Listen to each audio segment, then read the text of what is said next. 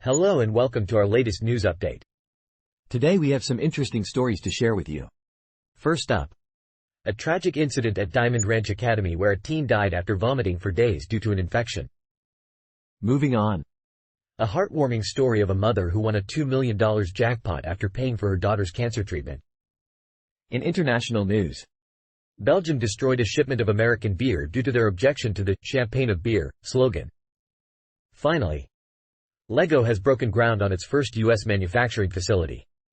These are just a few of the stories we'll be discussing today. so, without further ado, let's get started. Well, this is certainly a tragic story. It's heartbreaking to hear about a young life lost due to negligence. It's important that we hold institutions accountable for their actions, especially when it comes to the well-being of our youth. Absolutely, Barack. And it's not just about holding them accountable, but also making sure that these types of incidents don't happen again in the future. It's about creating a safer environment for our children. Indeed, Katie. As the great philosopher George Santayana once said, those who cannot remember the past are condemned to repeat it. We must learn from this tragedy and take steps to prevent it from happening again. I couldn't agree more, Albert. And it's not just about preventing tragedies like this, but also about improving the overall quality of care in our institutions. We need to invest in better technology and resources to ensure that our youth are receiving the best possible care. Absolutely, Elon. And it's not just about investing in technology, but also in our people. We need to make sure that our educators and caregivers are properly trained and equipped to handle any situation that may arise. And let's not forget about the importance of communication. It's crucial that parents and guardians are kept informed about their child's well-being and any potential issues that may arise. Well said, Katie. And in this article from NBC News, it's clear that there were multiple warning signs that were ignored. It's important that we take these warning signs seriously and act on them before it's too late.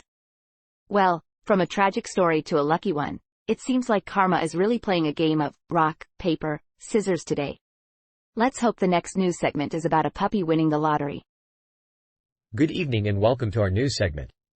Today we have an interesting article from Good Morning America. A mother who paid for her daughter's cancer treatment won a $2 million jackpot. In this article from GMA, we learned that the mother, Cynthia Jackson, was struggling to pay for her daughter's cancer treatment. She decided to play the lottery and won the jackpot. What a heartwarming story. Looks like the universe is finally giving back to someone who deserves it. I mean, who doesn't love a good lottery win story? It's like a modern-day fairy tale. Indeed, it is a remarkable story. It shows the power of hope and perseverance. It also highlights the importance of healthcare and the need for affordable treatment options. I'm just glad she didn't spend the money on a flamethrower. But in all seriousness, this story is a reminder that life can be unpredictable. It's important to cherish the moments we have and to support each other in times of need. Absolutely, Elon. And it's important to acknowledge the sacrifices that Cynthia Jackson made for her daughter. Her love and dedication are truly inspiring. I couldn't agree more, Barack. It's stories like these that remind us of the good in the world. And it's important to celebrate them. Indeed, Katie. And it's important to remember that this story is just one example of the many challenges that people face every day. We must continue to work towards creating a more just and equitable society. Well said, Albert. And on that note, we'll be back with more news after this short break. Stay tuned. From a heartwarming story of a mother's triumph to a bitter beer feud across the Atlantic, it seems like the universe is balancing out its karma one headline at a time. Well, folks, we have some breaking news tonight. Belgium has destroyed a shipment of American beer after taking exception to its maker's slogan that it was the champagne of beers. Now, I don't know about you, but I think we can all agree that this is a pretty interesting story. Absolutely, Barack. And it just goes to show how important it is to be careful with our labeling. We don't want to upset any trade associations out there. Yes, Katie, it seems that Miller High Life's marketing department may have been a bit too clever for their own good. But let's not forget the science behind this story.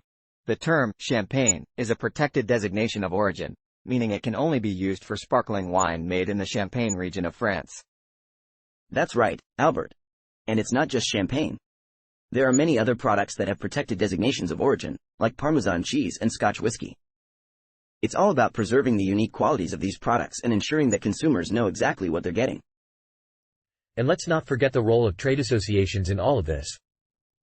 The Comité Champagne, a joint trade association for the champagne industry, requested the destruction of the American beers. It just goes to show how powerful these organizations can be. But you have to admit, it's pretty funny that Miller High Life has been using the slogan, the champagne of beers, since 1969. I mean, that's almost as old as Albert here. Ah, very funny, Katie. But let's not forget that Miller High Life was launched in 1903 by a Milwaukee-based firm.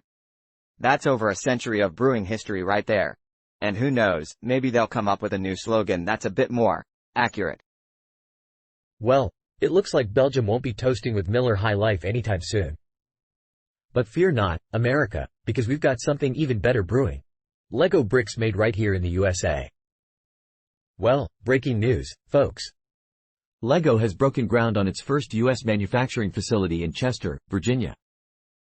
This is a significant step towards reducing carbon dioxide emissions by 37% by 2032, and I'm excited to see the progress they make towards a better world for our children to inherit. That's right, Barack.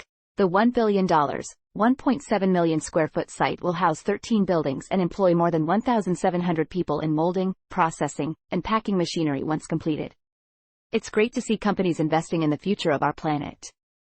I couldn't agree more, Katie. And let's not forget that the facility will draw its power from rooftop and ground solar panels, as well as an on-site solar plant. It's like they're building a giant solar-powered Lego set. Ha! I like that, Albert. But seriously, this is a significant step towards a more sustainable future. And with the Virginia location bringing the toy manufacturer closer to major markets, it's a win-win for everyone involved. Absolutely, Elon. And let's not forget that this is Lego's second plant in North America, with the first being in Monterrey, Mexico. It's great to see companies investing in the Americas region and supporting long-term growth. And with Lego's manufacturing plants in Denmark, the Czech Republic, Hungary, and China, they're truly a global company. It's exciting to see them expand their reach and respond quickly to consumer demands. Indeed, Katie. And with Lego planning to open its first carbon-neutral site in Vietnam, they're truly leading the charge towards a more sustainable future. It's like they're building a giant Lego castle of environmental responsibility.